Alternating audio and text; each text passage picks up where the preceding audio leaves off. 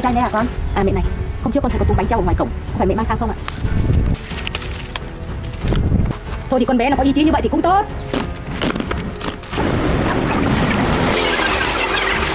Chỉ còn hai bà cháu còn được ở đây thì mình không mong muốn gì nữa. Các bạn, Bây giờ mình không muốn nghĩ đến điều tồi tệ nhất.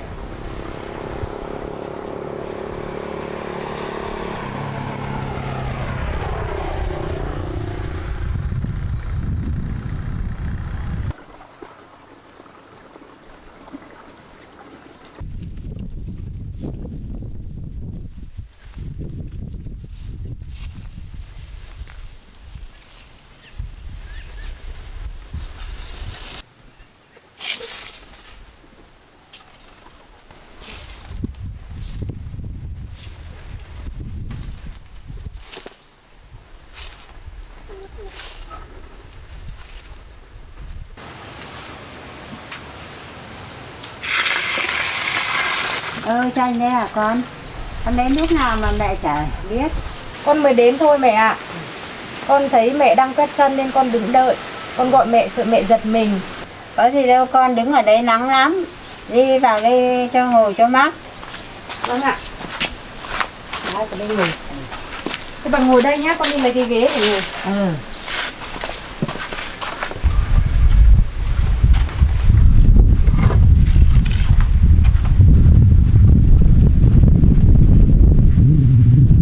Đây ghế đây mẹ ơi, mẹ ngồi lên đây.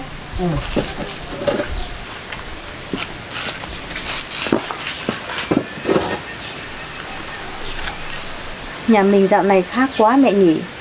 Con nhớ lần đầu tiên con sang đây sân còn trống lắm, mà giờ còn trồng được cả rau xanh. Rau cái Bích nó trồng đấy. Nó bảo là sau này đỡ phải đi mua. Chuồng gà làm cũng chắc chắn hơn, mà gà cũng lớn nhanh mẹ nhỉ. Cái Bích nó chăm suốt ngày. Sáng dậy cho ăn, tối lại dọn chuồng. Xong rồi nó đi làm suốt ngày về mệt thế nhưng mà nó không bỏ bữa nào của gà. Vâng, con bé nó chịu khó thật. Nó ở thành phố về mà việc gì nó cũng làm mẹ nhỉ.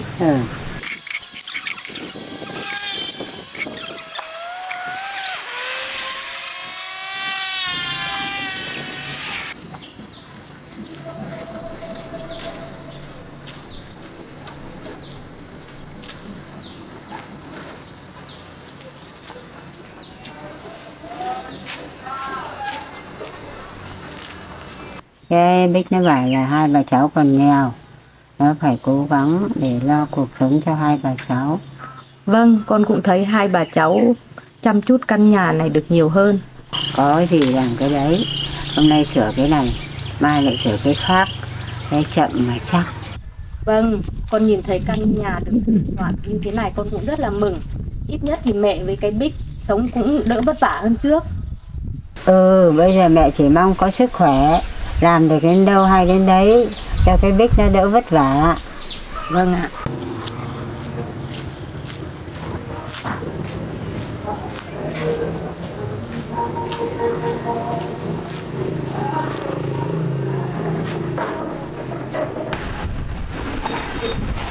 Không buôn thì thôi buôn rồi.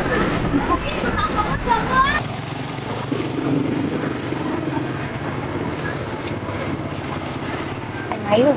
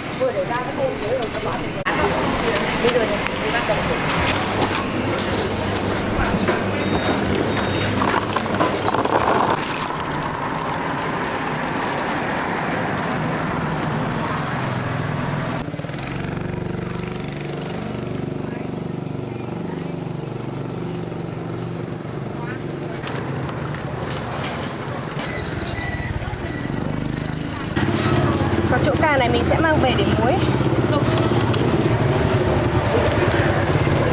À mẹ này, hôm trước con thấy có túm bánh treo ở ngoài cổng. Có phải mẹ mang sang không ạ? Cái Bích nó làm bánh chuối đem đi bán. Nó bảo lại mang sang biếu mọi người. Vâng, cái Bích nó sống tình cảm thật.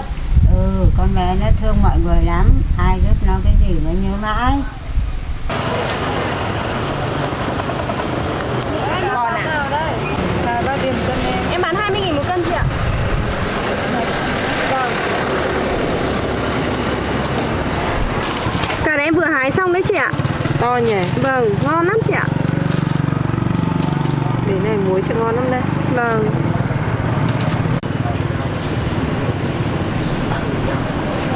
Hai cân rồi đấy chị ạ. Em gửi chị. Chị gửi nhá. Vâng, em xin ạ. Em cảm ơn chị nhá.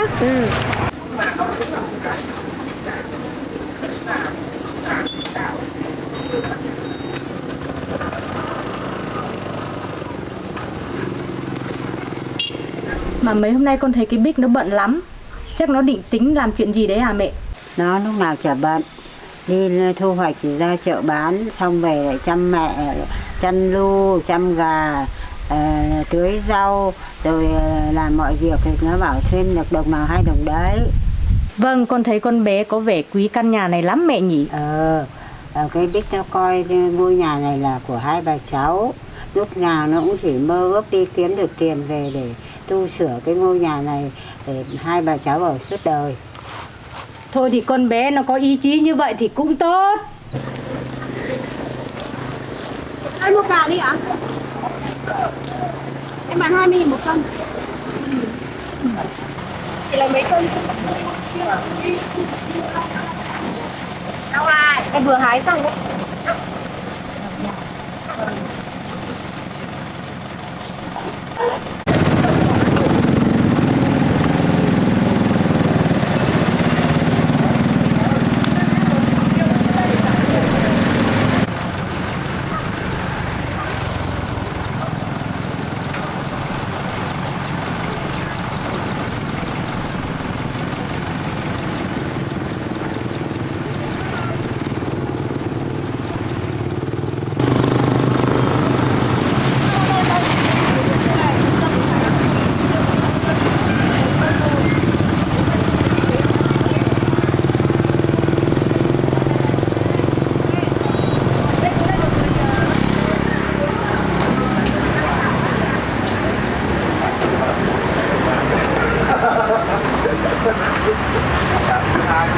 Thôi mẹ làm gì thì làm đi.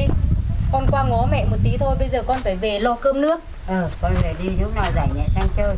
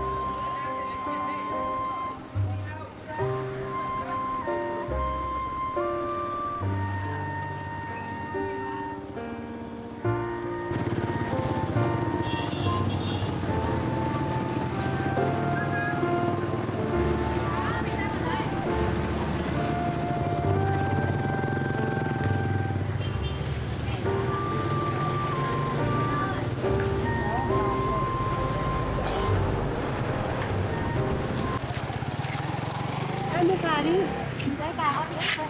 Em bán 20.000 một cân. Vâng. Cải non thế nhỉ? Vâng, em vừa hái xong đấy chị ạ.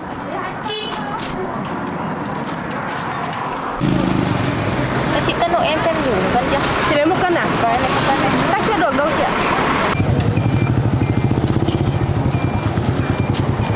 Được 1 cân rồi đấy chị ạ. Em gửi với. Em cảm ơn nhé.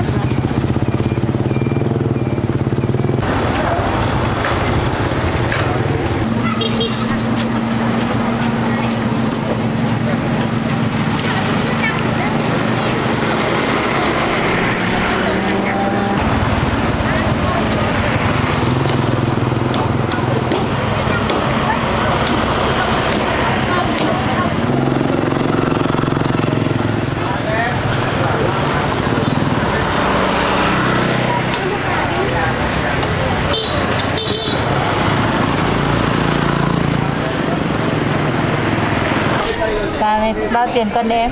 Em bán 20.000 ạ. Cho chị 1 cân. Vâng, chị nhặt đi ạ.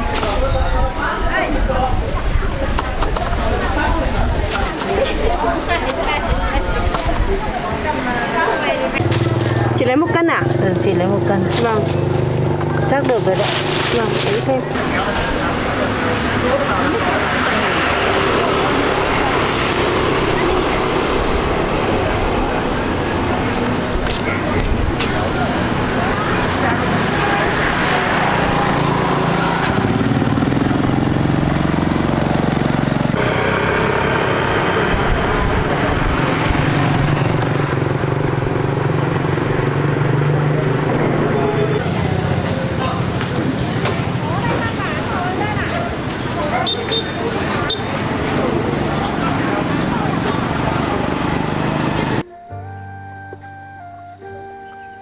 Con bé nó vất vả bao nhiêu mới xây dựng được từng này. Chỉ mong ông trời thương hai bà cháu để cho con bé nó được sống yên ổn. Chỉ cần hai bà cháu còn được ở đây thì mình không mong muốn gì nữa. Mình không muốn nghĩ đến điều tồi tệ nhất.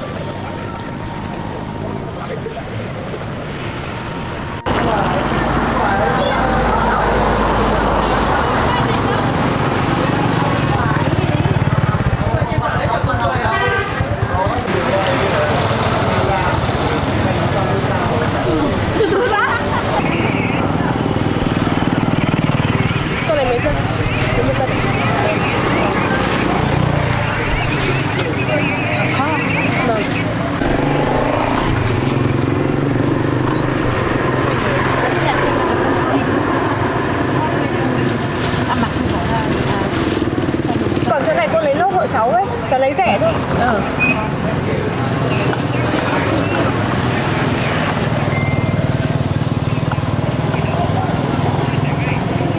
Hai cân cô ạ. Cháu lấy có 30.000.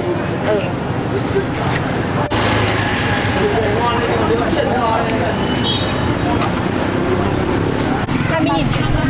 20.000. Đơn nhá.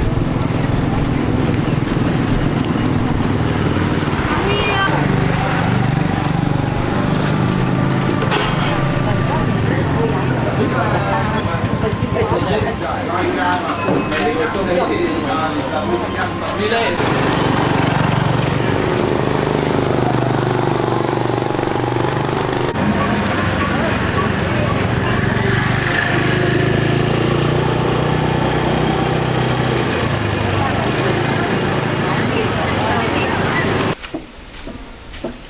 Bà ơi, cháu về rồi. À, cũng trở về nhà. Lu ngồi chơi với bà à? Thì nó đang chơi với bà đấy. Chị về rồi, ui ngoan thế. Bà ơi, hôm nay cháu đi hái cà đẹp lắm. Bán được nhiều là mừng lắm rồi. Vâng. Bà nhà Lu vui không? Hai bà cháu cứ vuốt nhau chơi đây. Cháu mang một ít về để tí nữa muối chua bà ạ. Với cả nấu thịt nữa. Cháu mua đồ rồi. Rồi. Vâng. Lại nấu cà để bà cháu mình ăn. Vâng. Đi vào đây bà.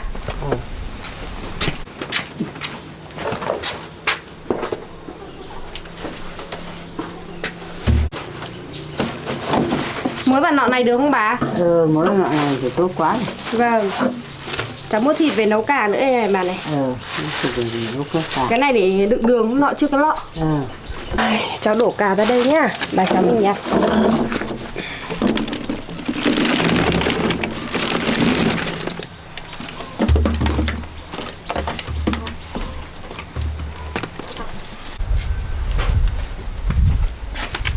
Bà bổ cà. Bà đi cháu lấy nhặt. nước nhá. Bà đi nhặt cà.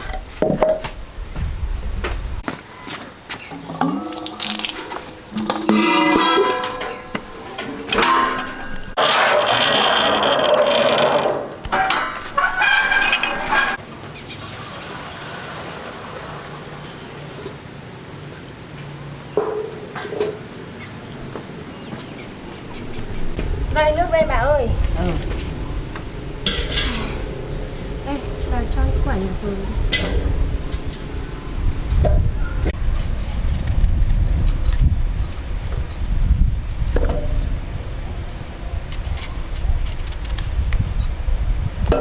nay cháu đi hái có được nhiều không? Chắc được khoảng 15 cân bà ạ. Thế bán đông khách lắm nhỉ. Vâng. Mọi người ủng hộ nên cũng hết nhanh bà ạ. Thế tốt.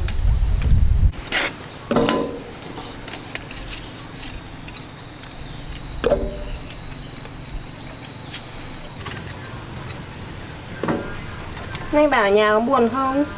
Cứ hai bà chị chơi với con Lu thôi. Vâng. Chờ cháu đi chợ bán cả về thôi. Vâng.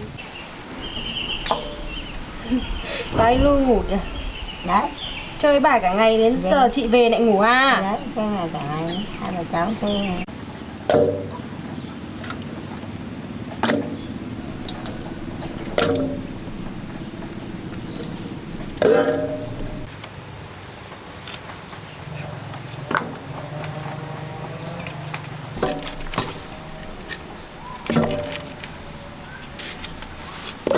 Cái này tí phải bổ 4 là chứ nhỉ bà nhỉ? Cái muối chua ấy. Muối chua một đô thôi. Làm đôi hả bà? Không sợ chua quá à? Không, muối nó chua quá. Vâng. Thế cái cà nấu thì bổ như nào bà? Bà nấu thì bổ 3 ra. Bổ 3 á bà? Vâng. Đấy. Cà này non nhỉ bà nhỉ? Cái này thì ngon. Cái này nấu ăn ngon lắm này. Vâng. Muối giòn đúng không bà? Cháu hỏi họ bảo là đây là cà giòn. Vâng. Chủ vườn đấy bà?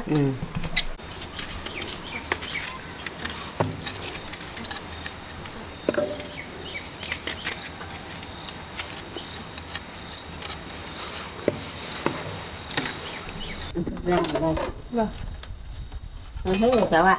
Bây giờ cháu nhặt những quả to ra thì để nấu. Vâng. Còn những quả nhỏ thì để muối. Vâng ạ.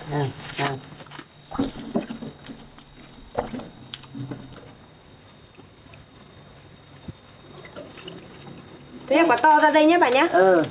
Nhặt quả to ra đấy để muối. Để nấu. Vâng.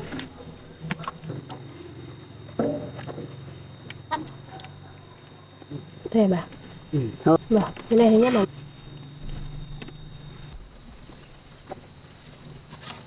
Bây giờ khứa hả bà? Nè, hai một cháu khứa ra để muối. Vâng.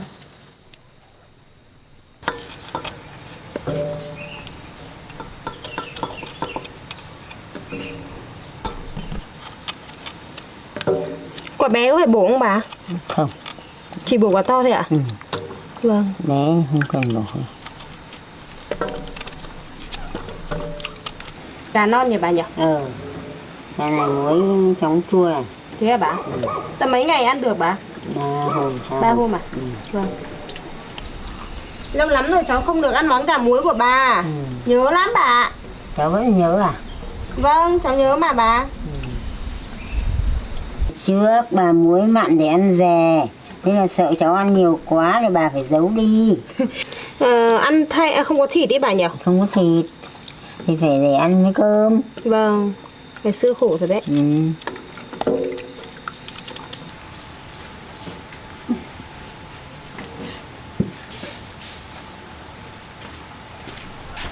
Bà lấy gì đấy? Bà đi lấy muối ở nông cả. Vâng.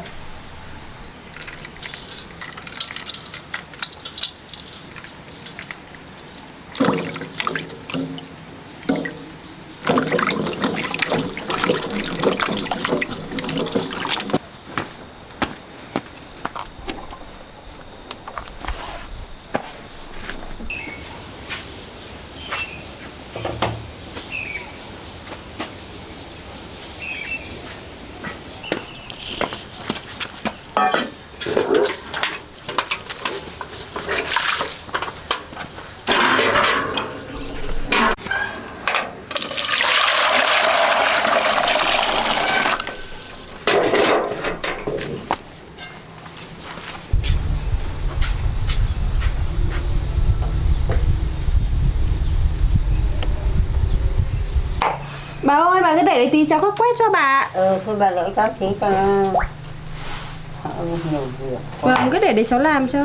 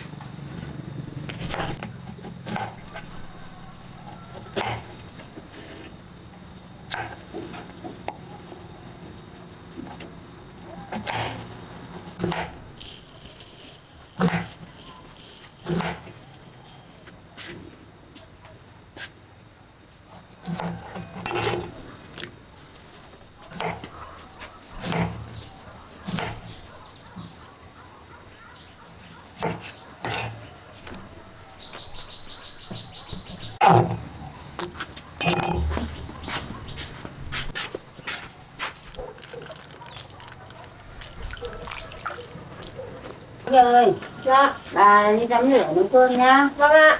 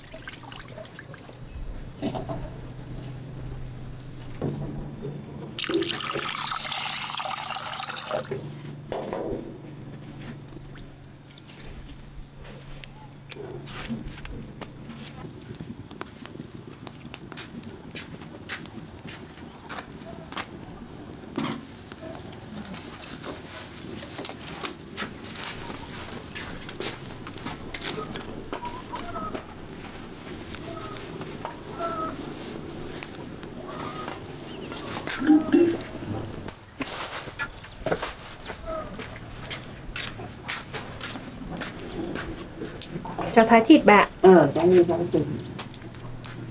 Bích cứ thái thịt ra, còn cà thì cho muối vào. Phải ngâm lâu lâu tí cho nó hết nhựa nha. Vâng, ăn cơm xong mình muối cho bà nhá. Ăn cơm xong mới muối. Vâng ạ.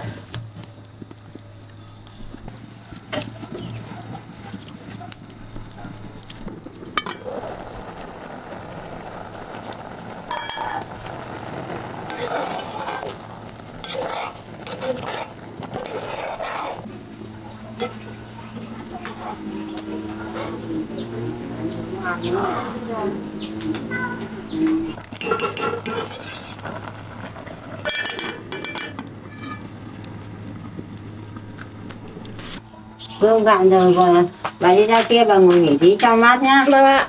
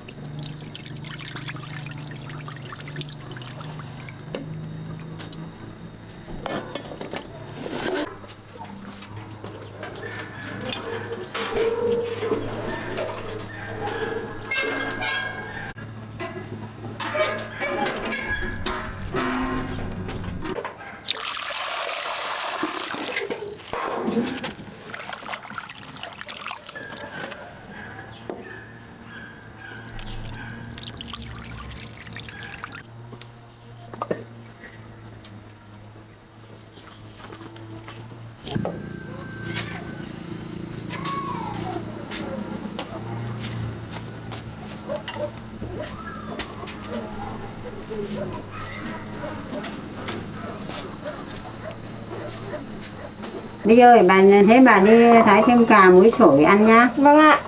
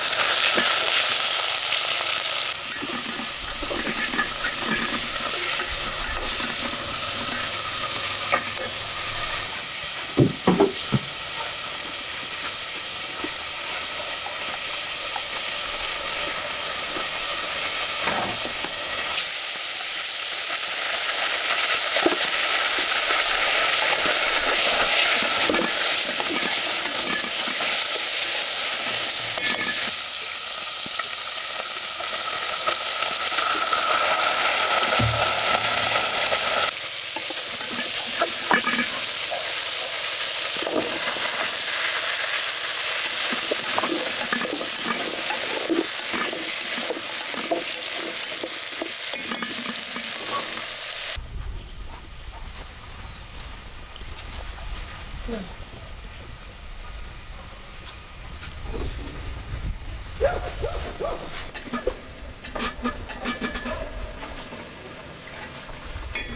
đi bóc tỏi trên thử để tí nữa ăn cơm xong rồi muối vào nhé.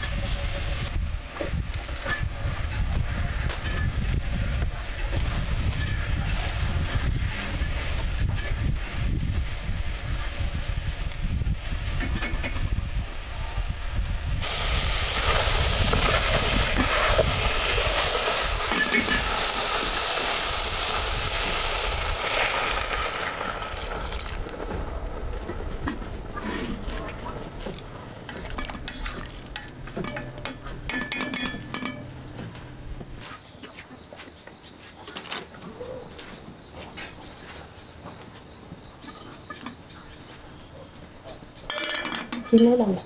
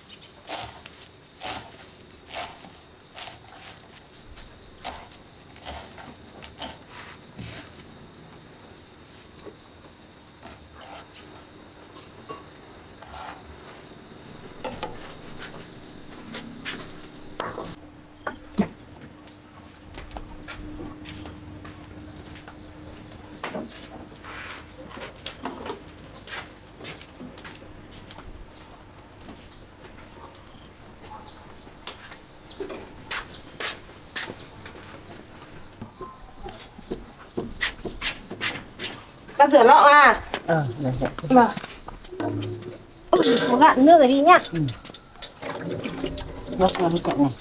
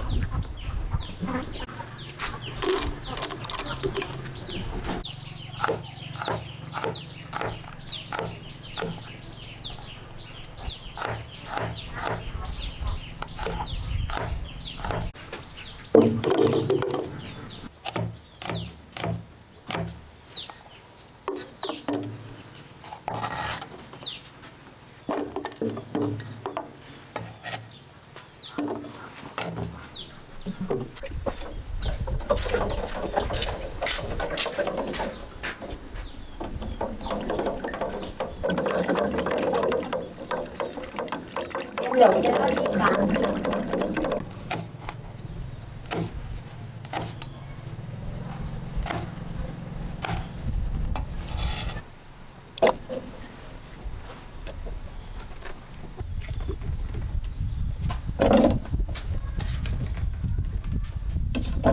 Hết không Trắng nhỉ bà? nha. Hết không nhỉ? Hết rồi ạ.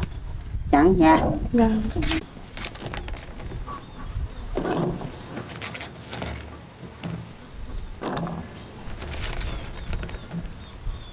Nọ này vừa xinh luôn bà. Vừa khéo nha. Vâng. Có phải chèn không bà? Không, kệ. Ui trời nào. Ăn cái đũa là có.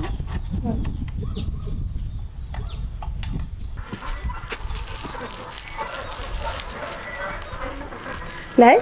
Ừ. Bà ơi, Hả? làm này cho cả đỡ thâm bà. À ừ, thế cháu cũng khéo tay. Vâng. Này mấy ngày nữa bà cho mình ăn được. Ừ.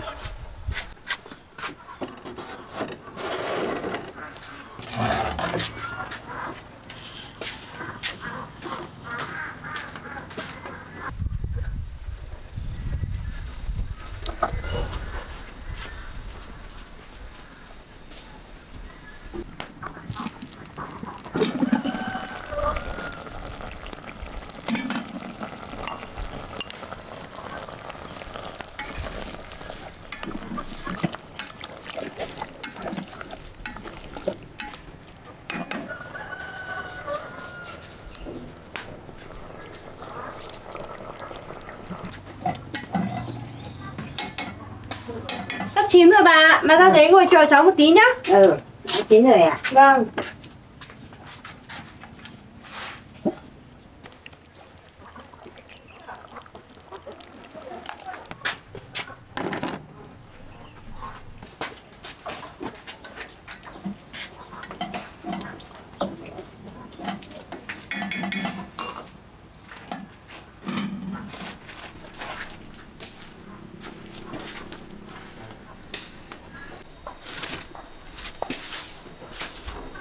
Bà ơi, cháu bê bát ra nhá. Ừ.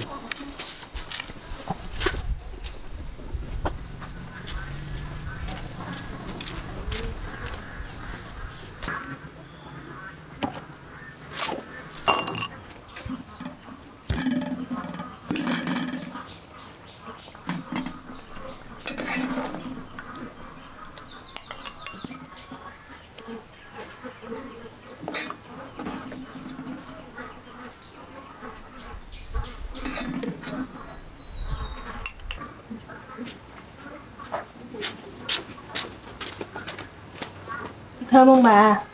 Thơm lắm. Cái mùi sang xem.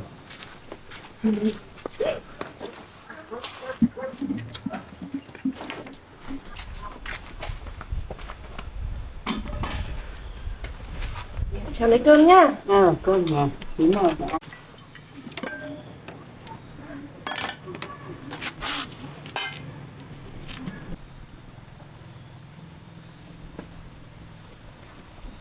Bà ơi, bà ăn đi.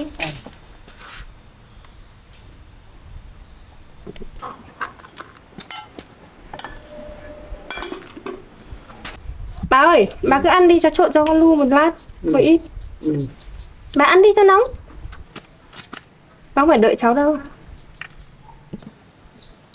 Bà ăn đi bà. Ừ.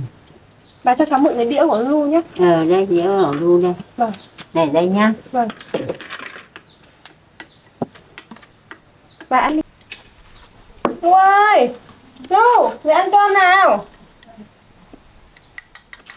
Đây ăn cơm nhá. Này, đây. Nóng đấy. Nóng rồi. Ngon thật. Bà ơi, bà ăn đi. Cháu ăn đi. Vâng, kệ cháu.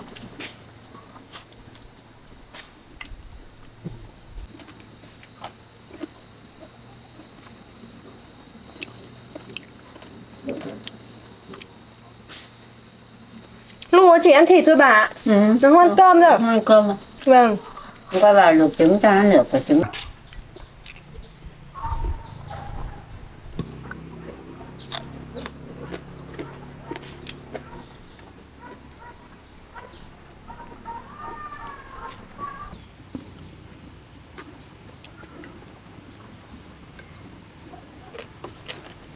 Cả bà muối giòn quá.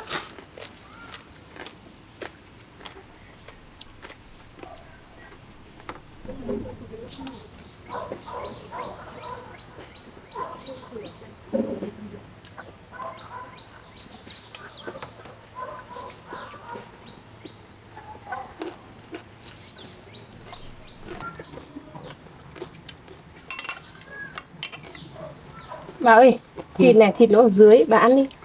Kệ, cháu ăn đi. Vâng. Bà ăn mà không tự lấy. Bà ăn đi cho khỏe.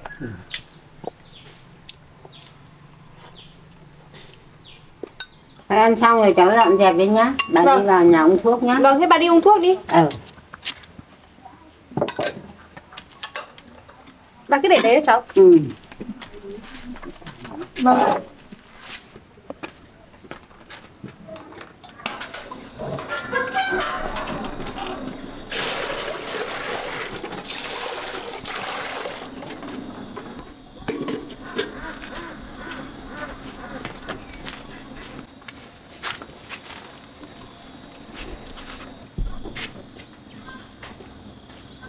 Nuôi nằm đấy nắng luôn. Nuôi đi vào đi.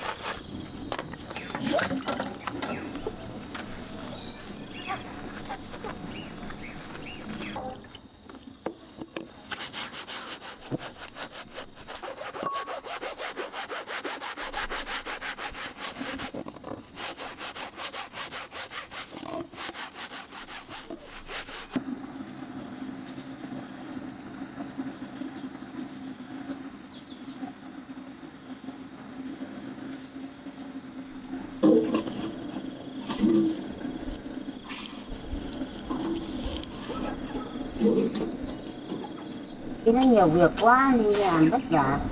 Ngồi không thế ngồi khát đỡ cho nó cũng khỏi nó dậm nhạt.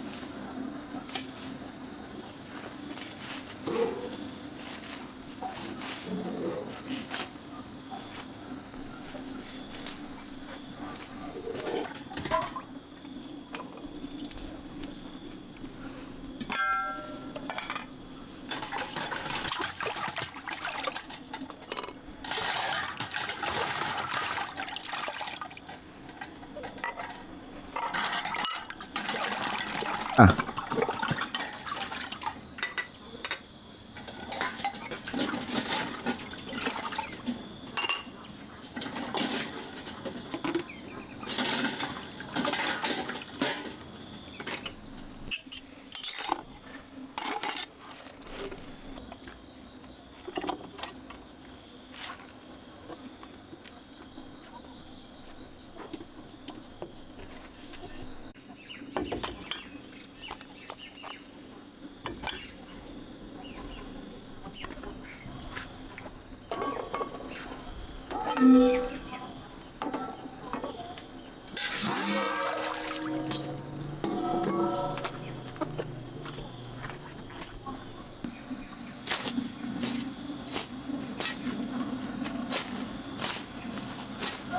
Bà ơi. Ơi. Để cháu làm cho, bà đi vào đi, vào nhà Để đi. bà đỡ lần cho cháu một tí. Bà đỡ cho cháu một tí, cháu nhiều việc quá. Cỏ trời mưa nhiều nó chóng mọc. Kệ cháu sẽ làm dần, bà không phải làm đâu. Làm mẹ ốm ở đấy đấy.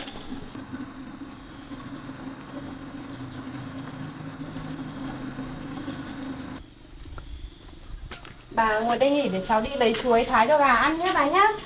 Cháu đi thái chuối cho gà.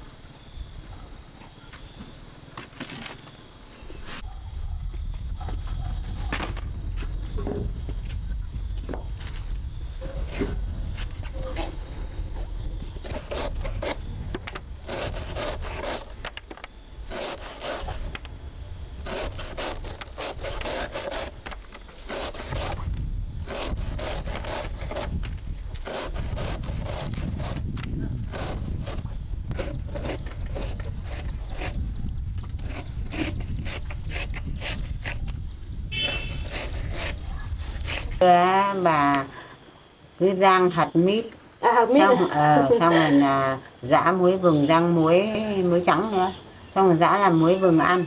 Vâng. Xong thì là mấy muối cà phải muối mặn, xong để ăn rè chứ có tiền đâu mua thịt. Thế bây giờ hai bà cháu quay về căn nhà cũ trước ở thì bà ăn khổ tí cũng được, vì còn hai bà cháu còn nghèo lắm, cháu đi làm nhiều vất vả cho cháu thì ăn kham khổ tí cũng được cháu ạ. Cháu vẫn kiếm được tiền mà bà. Thôi cho bà ăn khổ tí cũng được, còn ốm đau còn thuốc men của bà mất nhiều tiền lắm.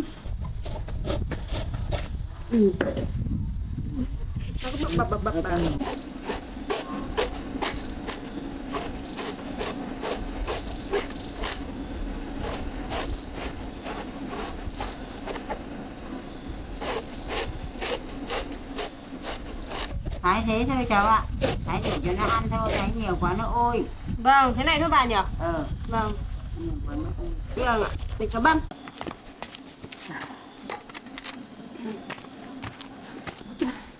Nào, em đi ra để chị băm nào. Em ngồi đây à? Băm chuối cho gà ăn nhá.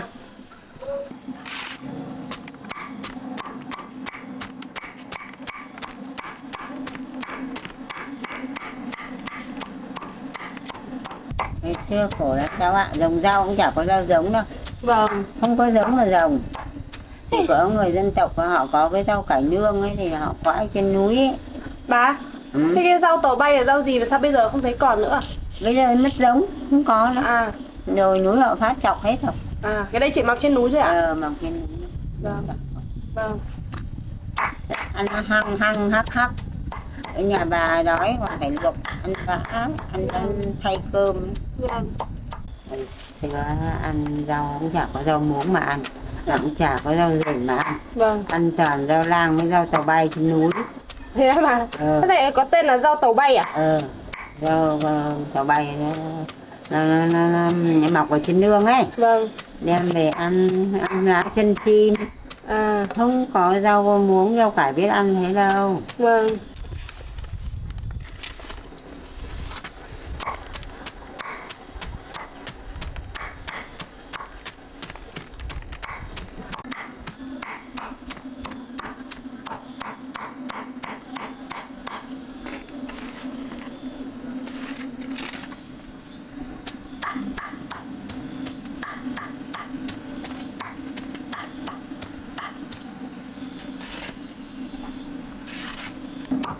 Bà ơi, gà này mình chăn bao nhiêu lâu thì nó đẻ trứng bà nhỉ?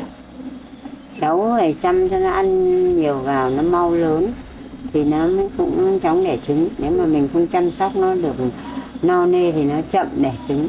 Vâng. Thế phải cho ăn nhiều, ăn đều đúng không bà? Cho ăn đều được. Vâng. À bà ơi, gà này mình nó ăn được ngô hạt không? Ăn được. Ăn được rồi bà. Hôm nào cháu lấy ít ngô hạt về cháu bà tẽ nó ăn đỡ chán nhá. Nó ăn được rồi đấy. Vâng. Bích ơi. Dạ. Cái tiền viện phí của bác sĩ ấy. Vâng. Lâu quá rồi vẫn không trả được bác ấy. Bà ngại quá. Cháu vẫn chưa có cơ hội để gặp và trả tiền và cảm ơn bác sĩ bà. Cháu cũng thấy áy náy lắm. Bà thấy ngại quá, nhưng mà hoàn cảnh bà cháu mình còn nghèo quá, nên là cũng ngại với họ. Bác sĩ là người tốt đấy cháu ạ. Bác cũng thương hoàn cảnh bà cháu mình. Vâng.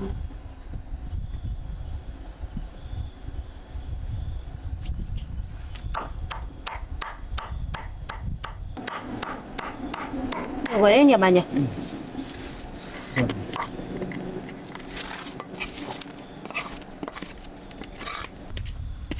Thôi cháu đi chăn gà đi. Vâng.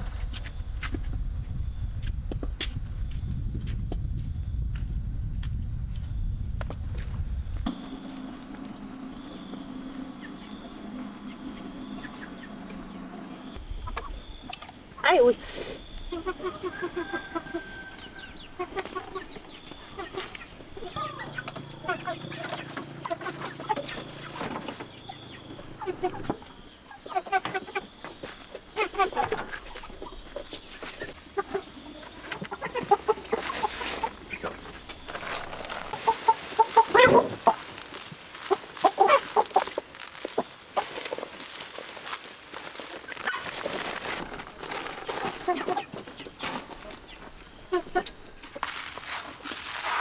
Nào.